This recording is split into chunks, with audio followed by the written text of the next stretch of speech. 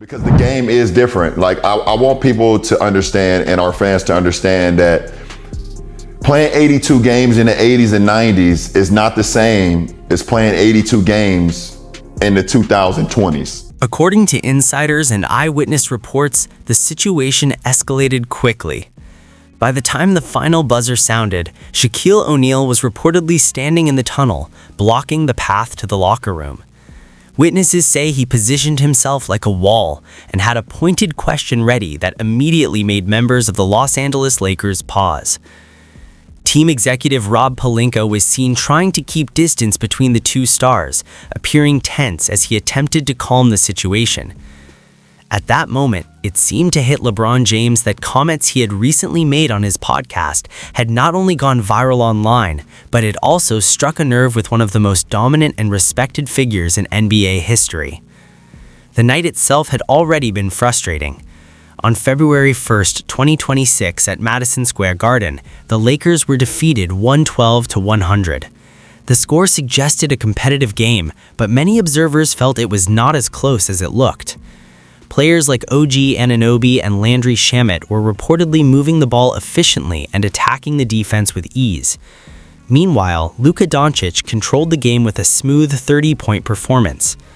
LeBron finished with 22 points, but some spectators noted he appeared slower than fans were used to seeing from the veteran superstar.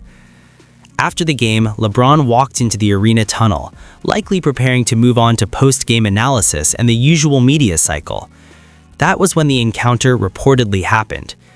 Witnesses say Shaq was leaning against a concrete wall, his imposing presence immediately shifting the atmosphere. The mood in the tunnel reportedly changed from quiet frustration to intense tension. According to people present, Shaq confronted LeBron about comments regarding the difficulty of today's game, questioning how the modern NBA could be considered harder when physical contact is penalized more strictly than in earlier eras.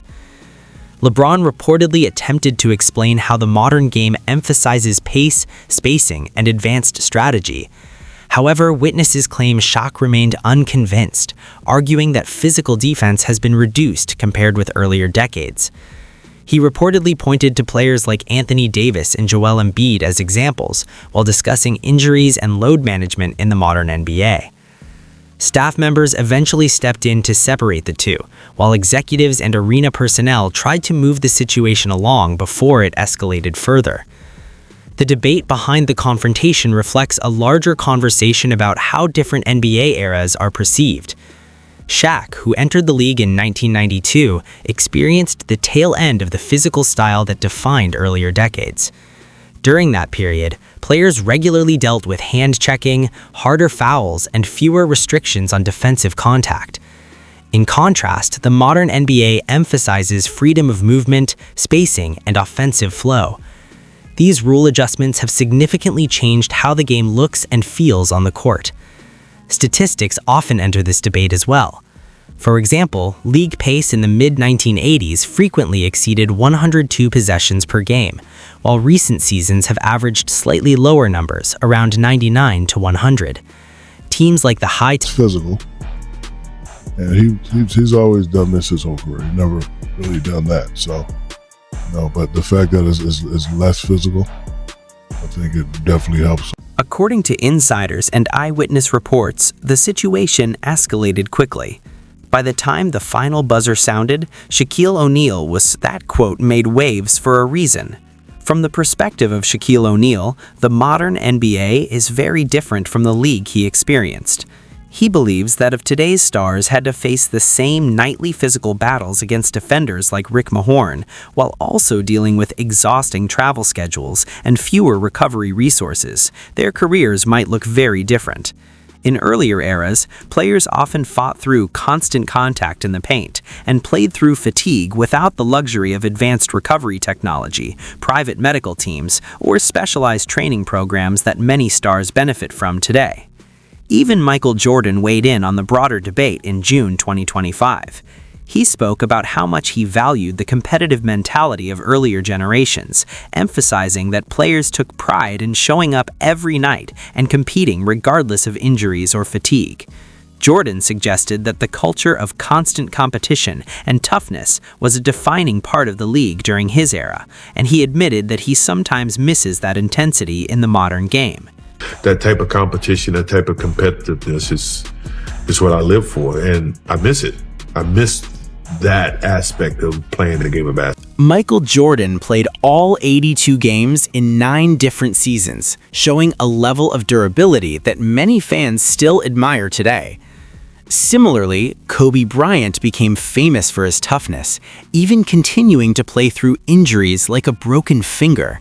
That relentless mentality helped shape to avoid serious injury. Sports science supports this strategy, arguing that proper rest and recovery can extend careers and protect athletes' long-term health.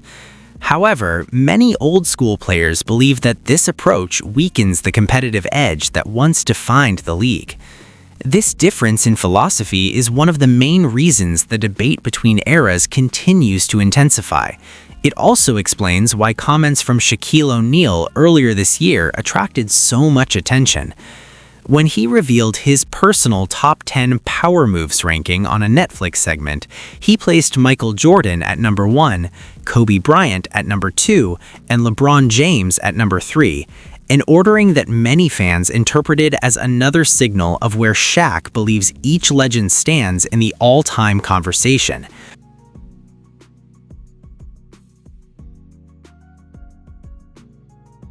Number 3, I'm going to go with the King, LeBron James. Number 2, I'm going with, rest in peace, Kobe Bean Bryant. And number 1, the greatest player of all time, is Michael Jordan. The message from Neal's perspective was simple. It all comes down to killer instinct. In his view, Michael Jordan never needed interviews or podcasts to explain how difficult the game was. He demonstrated it on the court by dominating whoever stood in front of him.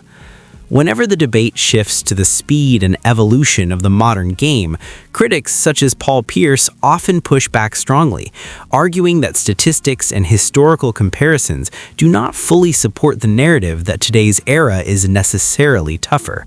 However, the reason Shaq reportedly became so emotional in that tunnel goes deeper than numbers or rankings. For many legends who helped shape the NBA's identity, respect and reputation carry enormous weight. In Shaq's mind, the discussion around LeBron James is missing something.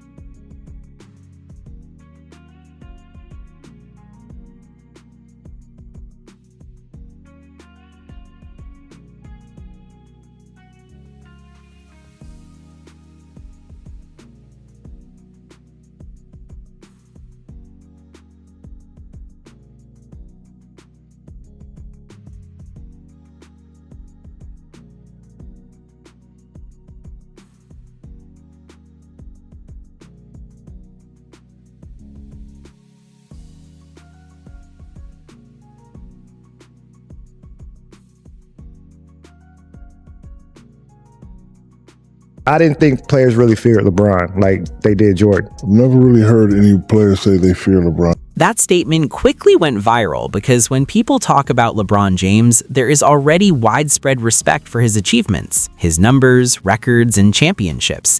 Those accomplishments are undeniable. However, the idea of fear in basketball is a different discussion entirely. Critics often argue that while opponents respected LeBron's talent, they did not always describe the same sense of intimidation that some players associated with legends from earlier eras. For example, facing players like Michael Jordan or Kobe Bryant carried a particular reputation among competitors. Both players were known for an intense competitive mentality and a relentless desire to dominate games, especially on big stages. Many opponents have described those matchups as mentally exhausting because they knew those stars were determined not just to win, but to outperform anyone standing in their way. This perception is part of why comments from Shaquille O'Neal drew so much attention. Having played alongside Kobe and competed during the final years of Jordan's career, Shaq witnessed firsthand the fierce competitive mindset that defined those players. In his view, that killer instinct and psychological pressure were key ingredients in how earlier legends built their reputations. The broader debate also reflects how the culture of the league has changed. Today's NBA places a stronger emphasis on player relationships, media appearances, and communication with fans. Stars often collaborate on podcasts, interviews, and media projects, such as LeBron appearing in discussions with players like Tyrese Halliburton, which gives the league a more open and conversational atmosphere. While many fans appreciate this transparency, others see it as a contrast to the more intense and confrontational rivalries that defined earlier decades. When Shaq revealed his personal ranking earlier in the year, placing Jordan first, Bryant second, and LeBron third, it reinforced how he views the hierarchy of that competitive mindset. His reasoning often returns to the same theme. In the biggest moments, the player he would trust most to deliver a decisive basket would be Kobe Bryant, famously nicknamed the Mamba because of his relentless approach to pressure situations.